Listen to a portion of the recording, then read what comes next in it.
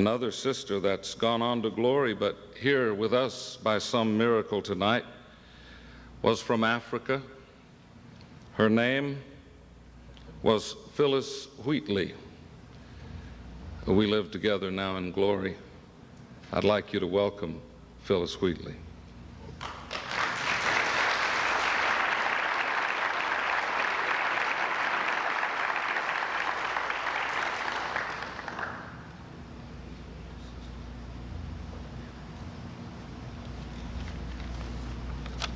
Good evening.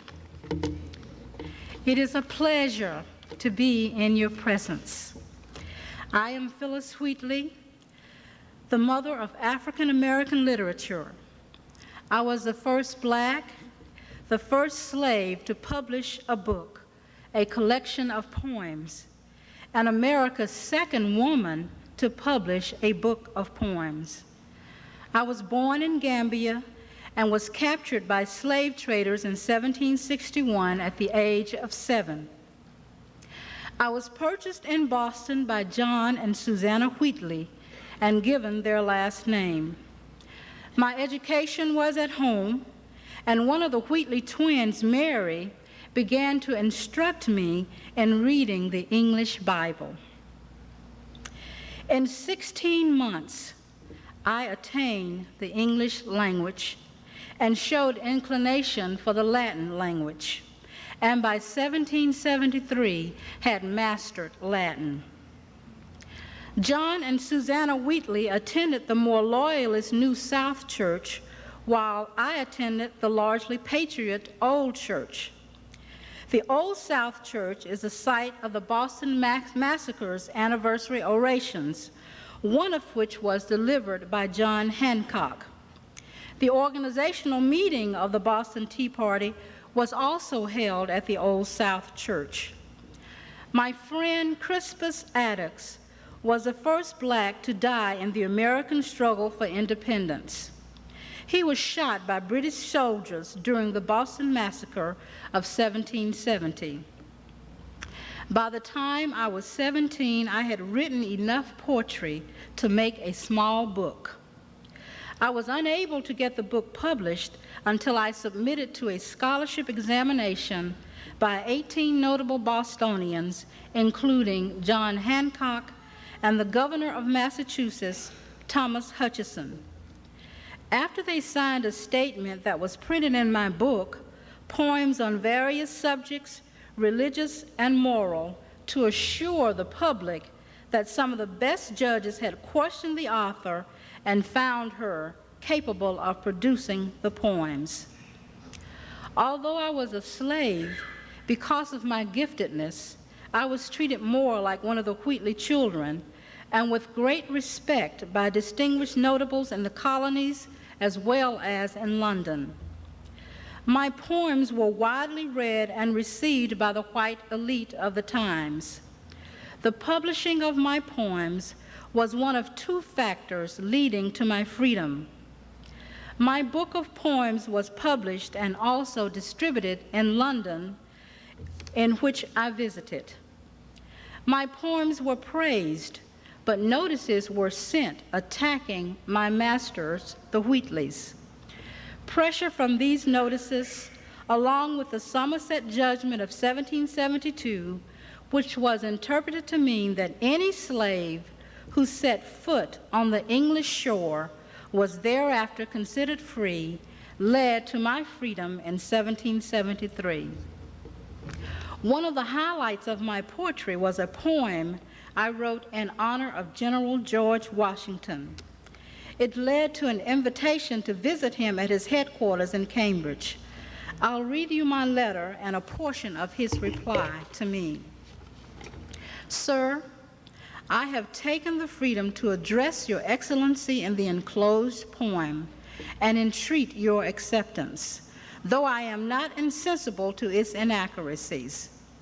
Your being appointed by the Grand Continental Congress to be Generalissimo of the armies of North America, together with the fame of your virtues, excites sensations not easy to suppress. Your generosity, therefore, I presume will pardon the attempt. Wishing Your Excellency all possible success in the great cause you are so generously engaged in, I am Your Excellency's most obedient, humble servant, Phillis Wheatley. A portion of his reply to me. Cambridge, Massachusetts, February 28, 1776. Miss Phillis, your favor of the 26th of October did not reach my hands till the middle of December. Time enough, you will say, to give an answer ere this granted. But a variety of important occurrences continually interposing to distract the mind and withdraw the attention, I hope will apologize for the delay and plead my excuse for the seeming but not real neglect. I thank you most sincerely for your polite notice of me in the elegant lines you enclosed. The style and manner exhibit a striking proof of your poetical talents, in honor of which and as a tribute justly due to you. If you should ever come to Cambridge or near headquarters, I shall be happy to see a person so favored by the Muses, and to whom nature has been so liberal and beneficent in her dispensation. I am with great respect your humble, obedient servant, George Washington. Although my poem said nothing of my personal griefs or the trials and tribulations of slaves, one poem to the Earl of Dartmouth expresses my heart. Should you, my Lord, while you peruse my song, wonder from whence my love of freedom sprung, whence flow these wishes for the common good, my feeling heart alone best understood. I, young in life by seeming cruel fate, was snatched from Africa's fancy happy seat. What pains excruciating must molest, what sorrows labor in my parents' breast. Stilled was that soul and by no misery moved, that from a father seized his babe beloved. Such my case, and can I then but pray others may never feel tyrannic sway. And yet, I know it was God's grace that brought me to America, not for fortune or for fame, but to be called by my Savior's name. Although the Wheatleys were greatly criticized because of my enslavement, it was their kindness that guided me as a child. During my early years, I spent many hours reading and studying the English Bible. I attended the Old South Church where I worshiped with the Patriots and Reverend Samuel Cooper. I was baptized by Reverend Cooper in 1771, and I was greatly influenced by the preaching of George Whitefield. It was the Bible which gave me wisdom and understanding of divine providence and the sovereignty of God. God gifted me with a talent for writing poetry, which eventually resulted in my freedom from slavery, but it was the gift of his Son, Jesus Christ, which resulted in my becoming free indeed. This truth is reflected in my poem entitled, On Being Brought from Africa to America. 'Twas mercy brought me from my pagan land, taught my benighted soul to understand that there's a God and there's a Savior too. Once our redemption neither sought nor knew. Some view our sable race with scornful eye. Their color is a diabolic dye. Remember, Christians, Negroes black as Cain may be refined and join the angelic train. The Christian witness through my poetry not only impressed and entertained the white elite, but also gave inspiration to some of the slaves.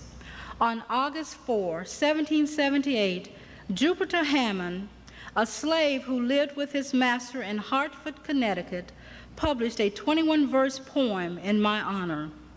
It was addressed to the Ethiopian poetess in Boston who came from Africa at 8 years of age and soon became acquainted with the gospel of Jesus Christ. It included these verses. Come, dear Phillis, be advised. to drink Samaria's flood.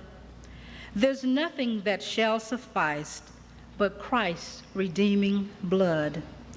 While thousands muse with earthly toys and range beyond the street, dear Phillis, seek for heaven's joys, where we do hope to meet. Whenever I am tempted, whenever clouds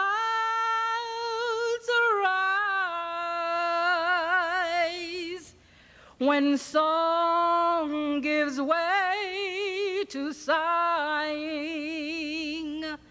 when hope within me dies, I draw the closer to him. From care he sets me free. His eye is on the sparrow, and I know he watches me. His eye is on the sparrow, and I know he watches me. I sing because I'm happy. I sing because I'm free. For his eye is on the sparrow, and I know he watches me. His eye is on the sparrow, and I know he watches me.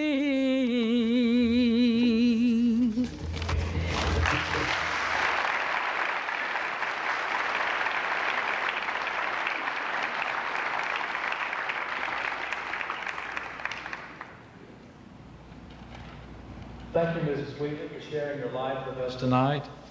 Phillis Wheatley had an occasion to meet with Benjamin Franklin.